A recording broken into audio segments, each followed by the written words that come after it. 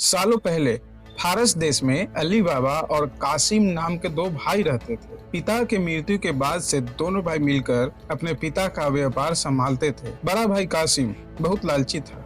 उसने धोखे से पूरा व्यापार हथियाया और अली बाबा को घर से निकाल दिया। इसके बाद अली बाबा किसी बस्ती में जाकर अपने पत्नी के साथ झोपड़ी में गरीबी की जिंदगी व्यतीत करने लगा। वह रोजाना जंगल जाकर लकड़ियां काट कर लाता और बाजार में उन्हें बेचकर जैसे तैसे घर का गुजारा चलाता था। एक दिन अली बाबा ने जंगल में लकड़ी काटते समय 40 घुड़सवार को वहां आते हुए देखा। सभी घुड़सवार के पास धन की पोटली और खंजर थे। यह देखकर वह समझ गया कि ये सभी चोर है। अली बाबा एक पेड़ के पीछे छिपकर उन्हें देखने लगा। तभी घुड़सवार एक पहाड़ के पास जाकर खड़े हो गए। तभी चोरों के सरदार ने पहाड़ी के सामने खड़े होकर बोला, खुल जा सिम सिम। इसके बाद पहाड़ में एक गुफा का दरवाजा खुला। चारों घुड़सवार उस गुफा के अंदर चले गए। अंदर जाकर उन्होंने बोला, बंद हो जा सिम सिम, और गुफा का द्वार बंद हो गया।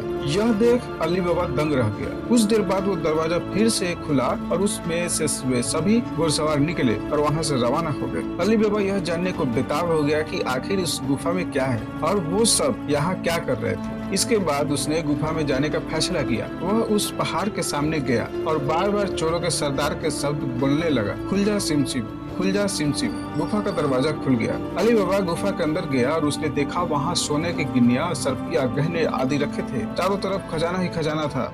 यह सब देखकर उसकी खुशी का ठिकाना नहीं था। उसे मालूम हो गया था कि वो चोर सारा चोरी का सामान यहाँ आकर छुपाते हैं। अली बाबा ने वहाँ से एक पोटली में सोने के सरपिया भरी और घर चला आया। घर जाकर अली बाबा ने इस पूरे किस्से के बारे में अपनी पत्नी को बताया। एक साथ इतनी सारी असरफियां देखकर उसकी पत्नी हैरान रह गई और असरफियों को गिनने बैठ गई। तभी अली बाबा ने बोला, ये इतनी असरफियां है कि इन्हें गिनते गिनते रात हो जाएगी।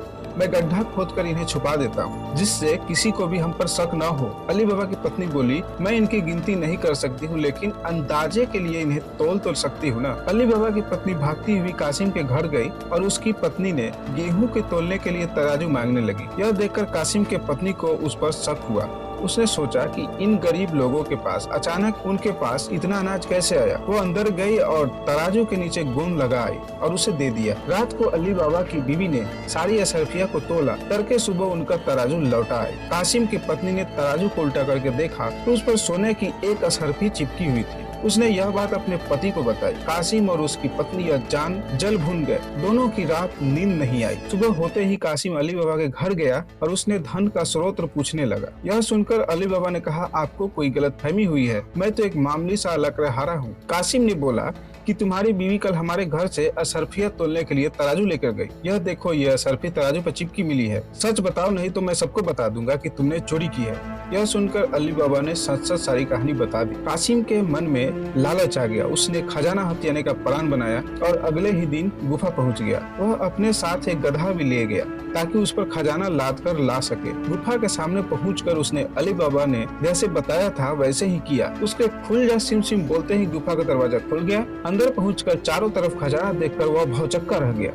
उसने बोरियों में सोने के सिक्के भरे और बाहर निकलते समय क्या बोलना है वह भूल गया। गुफा से बाहर निकलने के कासिम ने तमाम प्रयास किए, लेकिन कोई रास्ता न निकला।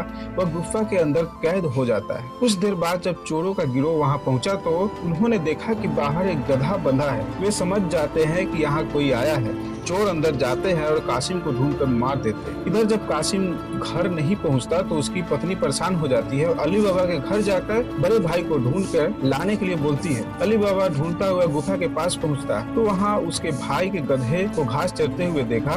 वह समझ जाता है कि कासिम अंदर गया था और चोरों ने उसे पकड़ लिया। अली बाबा जब गुफा के अंदर गया तो उसे कासिम की लाश मिली। अली बाबा लाश को घर लाता है और बिना किसी बताए प्राकृतिक मौत घोषित करके उसका अंतिम संस्कार कर देता है। कासिम की पत्नी के कहने पर अली बाबा और उसकी पत्नी कासिम का व्यापार संभालने लगते हैं और उसके साथ रहने लगते हैं। वही जब चोर गुफा में आते हैं और कासिम की लाश नहीं देखते तो समझ जाते हैं खजाना रात किसी और को भी पता है। वह गांव में जाकर पता लगाते हैं कि कुछ दिनों में किसके घर में मौत हुई है। चोरों को अली बाबा का घर मिल जाता है। चोर ने उसके घर के बाहर क्रॉस का निशान लगा दिया, जिससे रात के समय उन्हें उसका घर समझ में आसानी से आ जाए। वही अली बाबा ने जब अपने घर के बाहर क्रॉस का निशान देखा तो वो समझ गया कि चोरों ने घर का पता लगा लिया है। उसने वैसे ही निशान सबके घर के बाहर लगा दिया। दिया। रात में जब चोर आए तो सब घर पर वैसा निशान बना देखकर दूधा में पड़ गए और वापस चले गए। चोरों का सरदार चुप चुप बैठने वालों में से नहीं था। उसने उस मोहल्ले में अपने आदमी भेजकर यह पता लगवाया कि हाल फिलहाल में कौन शख्स वहाँ अमीर हुआ है। इससे उसे अली बाबा के घर के बारे में पता चलता है। उसने उसका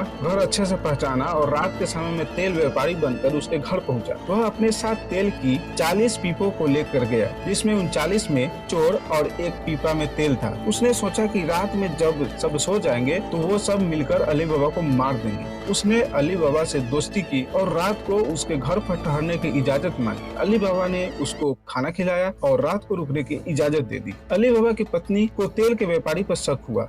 उसने सारे पीपे को खटखटा कर देखा और वह समझ गई कि एक पीपा में तेल है और बाकी में आदमी है। उसने तभी एक तरकीब निकाली। उसने तेल वाले पीपे से तेल निकाला और गर्म कर बाकी पीपों में डाल दिया। सारे चोरों की मौत हो गई। रात में जब सरदार ने चोरों को निकलने का इशारा किया तो एक भी चोर बाहर न निकला। उसने पीपे को खोल कर देखा, तभी चोर मर चुके थे। यह देखकर वह इतना डर गया कि अपनी जान को बचाने के लिए वह तुरंत वहाँ से भाग गया। सुबह अली बाबा की पत्नी ने यह सारी बात अली बाबा को बताई, जिसे जानकर वह बहुत खुश हुआ। अब उन 40 चोरों को सारे खजाने अकेले मालिक अली बाबा था। वह देश का सबसे अमीर शख्स बन गया और खुशी खुशी अपने बीवी बच्चों के साथ रहने लगा। कहानी से सीख: लालच मनुष्य का दुश्मन है। लालच करने से सब काम खराब हो जाते हैं, इसलिए कभी भी लालच नहीं करना चाहिए।